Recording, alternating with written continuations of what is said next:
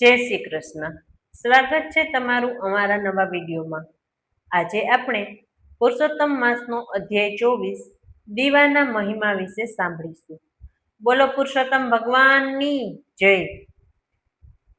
સુત પુરાણી બોલ્યા, હે સોનકાદિક મુનિઓ, મણિગ્રીવે પોતાનું જીવન વૃત્તાંત ઉગ્રદેવને જણાવ્યા પછી કહ્યું, મારો આ દારિદ્ર્યનો નાશ થાય અને હું વૈભવશાળી બની સુખપૂર્વક જીવન ગાળી શકું તેમ કરો.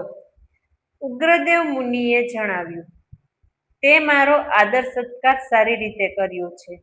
આથી તારું ભાગ્ય ફરી ગયું છે. હવે તારા ભાગ્યનો ઉદય થશે. આ મહિનાથી ત્રીજો મહિનો પુરુષોત્તમ માસ આવે છે. આ માસમાં તમે બંને ભક્તિભાવથી પુરુષોત્તમનું વ્રત કરજો. દરરોજ ઘીનો દીવો કરજો. જો ન બની શકે તો તલના તેલનો દીવો કે ઈગોરિયાના તેલનો દીવો કરજો. પુરુષોત્તમ માસમાં દીપદાનનો મહિમા ઘણો મોટો છે. આ દીપદાનથી સંપત્તિ, ધન, ધાન્ય, સંતતિ, કીર્તિ આદિ પ્રાપ્ત થાય છે. દીપદાનથી કુમારિકાને સુંદર અને ગુણવાન પતિ મળે છે.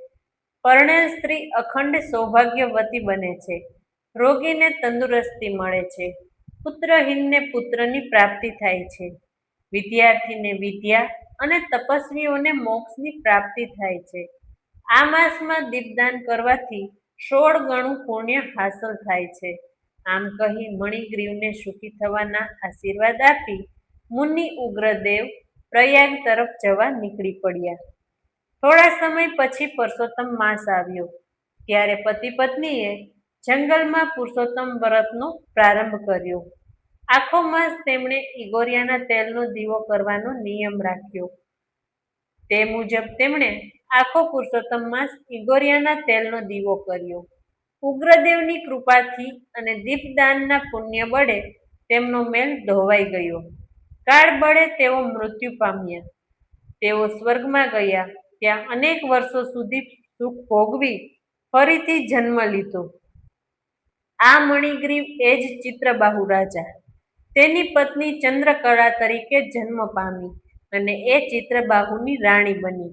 આમ પુરુષોત્તમ માસમાં ફક્ત ઈગોરિયાના તેલનો દીવો આખો માસ કરવાથી આટલી સમૃદ્ધિ હાંસલ કરી શક્યા, તો તલના તેલનો કે ઘીનો દીવો ભક્તિપૂર્વક કરવાથી અને ઉપવાસ આદિ રહેવાથી તે ઘણું બધું પુણ્યફળ મેળવી શકે છે. આમ અગસ્ત્ય મુનિએ રાજા ચિત્રબાહુ સમક્ષ તેનું જીવન વૃત્તાંત કહી સંભળાવ્યું અને ત્યાંથી તેઓ વિદાય લીધી. શ્રી બૃહનારદીય પુરાણના પુરુષોત્તમ મહાત્મયનો દીવાનો મહિમા નામનો 24મો અધ્યાય સંપૂર્ણ થાય છે. બોલો પુરુષોત્તમ ભગવાનની જય. હવે આપણે પુરુષોત્તમ માસની પાવન કથા વણિક અને શેઠની કથા વિશે સાંભળીશું. એક ગામમાં બ્રાહ્મણ અને બ્રાહ્મણી રહેતા હતા. તેમને 7 દીકરાઓ હતા. બ્રાહ્મણ ગરીબ હોવાથી પોતાનું ગુજરાન માંડ માંડ તે કરી શકતો. ભિક્ષાવૃત્તિ દ્વારા તે પોતાના કુટુંબનો નિર્વાહ કરતો હતો. ભિક્ષાવૃત્તિમાં કોઈ દિવસ વધારે મળે અને ક્યારેક ખાલી જોડી લઈને ઘેર આવે. આનાથી ઘરમાં કકળાટ થયા કરતો હતો. એક દિવસ એક પ્રતિભાશાળી સંન્યાસી બ્રાહ્મણને રસ્તામાં મળ્યા. બ્રાહ્મણે 2 હાથ જોડી પ્રણામ કર્યા અને નિરાશ વદને બોલ્યો, હે સ્વામીજી, ઘણો દરિદ્ર છું. આ દરિદ્રતામાંથી મારો છુટકારો થાય તેવો કોઈ ઉપાય બતાવો તો સારું. સંન્યાસી બોલ્યા, હે ભૂદેવ, તમારે દારિદ્ર્ય ટાળવું હોય તો 2 માસ પછી આવતા અધિક માસ એટલે કે પુરુષોત્તમ માસમાં ભગવાનનું વ્રત અને આરાધના કરો. રોજ સવારે નદીએ જઈ સ્નાન કરો. કાંઠા ગોરમાનું પૂજન કરો. કથા વાર્તા સાંભળો. યથાશક્તિ દાન કરો. જેટલું બીજાને આપશો તેથી અધિક ગણું પામશો. બ્રાહ્મણે ઘેર જઈ પોતાની પત્નીને રસ્તામાં સંન્યાસી મળ્યા હતા તે વાત કરી. તેમણે પુરુષોત્તમ માસનું વ્રત કરવાનો દ્રઢ સંકલ્પ કર્યો. સાથે સાથે બ્રાહ્મણે વિચાર્યું કે હું કોઈ વિદ્વાન બ્રાહ્મણ પાસે જઈ પુરુષોત્તમ વ્રત, પુરુષોત્તમ માસની કથા, બીજી કથા વાર્તાઓ શીખી લઈ બે પૈસા રડું અને વ્રત પણ કરું. તેણે વિદ્વાન બ્રાહ્મણ પાસે જઈ આ બધું જાણી લીધું. પુરુષોત્તમ માસ શરૂ થતાં જ બ્રાહ્મણીએ વ્રત શરૂ કર્યું. બ્રાહ્મણ નદીએ સ્નાન કરવા જતો ત્યારે ભાવિક બહેનોને કાંઠા ગોરમાનું પૂજન અને બીજી કથા વાર્તા સંભળાવતો. ઉપરાંત ઘરે આવી પુરુષોત્તમ ભગવાનની કથા કહેતો. આનાથી તેને સારી દક્ષિણા મળવા લાગી. અનાજ, કપડાં, ફળ અને રકમ પણ મળતી. પડોશમાં એક વણિક શેઠ રહેતા હતા. તેમને સંતાનમાં 5 દીકરીઓ હતી. એક પણ દીકરો નહોતો. વણિક પત્ની ગર્ભવતી હતી. તે બ્રાહ્મણની કથામાં જતી. એક દિવસ તેણે બધા કથા સાંભળનાર ગયા પછી બ્રાહ્મણને આ વખતે પોતાને પુત્ર થાય તેવો ઉપાય બતાવવા કહ્યું. બ્રાહ્મણે તેને પુરુષોત્તમ માસનું વ્રત કરવાનું જણાવ્યું. વણિક પત્નીએ પોતાના પતિને વાત કરી. શેઠ ધર્મમાં માનતા નહીં, પુણ્યદાનમાં માનતા નહીં, છતાં આ વખતે પોતાની પત્નીને પુત્ર થાય તે આશ્રયથી વ્રત કરવાનું કબૂલ્યું. કદાચ ભગવાન આ વખતે પુત્ર દે. વળી આ વ્રત સારું છે, એક ટક ખાવાનું બચશે. પછી તો શેઠ પણ રોજ બ્રાહ્મણી સાથે નદીએ સ્નાન કરવા જાય, કથા વાર્તા સાંભળે. પુરુષોત્તમ ભગવાન પાસે આજીજી કરીને દીકરો માગે, પણ જ્યાં દાન દક્ષિણાની વાત આવે ત્યારે વણિક આડું જોઈ જાય.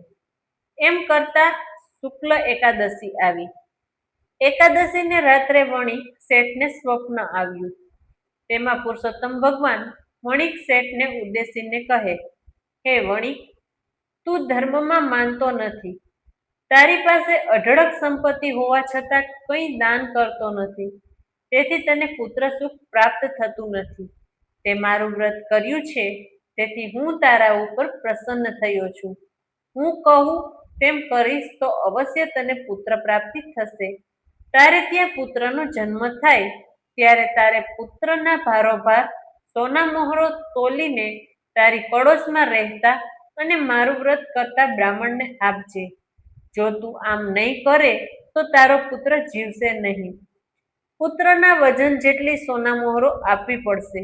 તેથી વણિક શેઠનું મન નારાજ થયું, પણ પુત્ર પ્રાપ્ત થશે તે જાણી અતિ આનંદ થયો.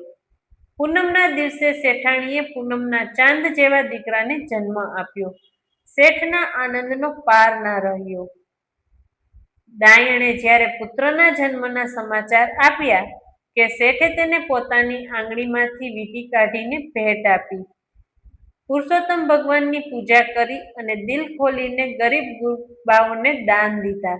પછી બ્રાહ્મણીને પોતાને ત્યાં બોલાવી પુત્રના વજન જેટલી જ સોના મોહરોનું દાન કર્યું. બ્રાહ્મણનું દારિદ્ર્ય ટળ્યું. આખી જિંદગી બેઠા બેઠા ખાય તેટલું ધન તેને મળ્યું. બ્રાહ્મણી અને શેઠાણીએ આજીવન પુરુષોત્તમ માસનું વ્રત કરવાનો સંકલ્પ કર્યો. બોલો પુરુષોત્તમ ભગવાનની જય.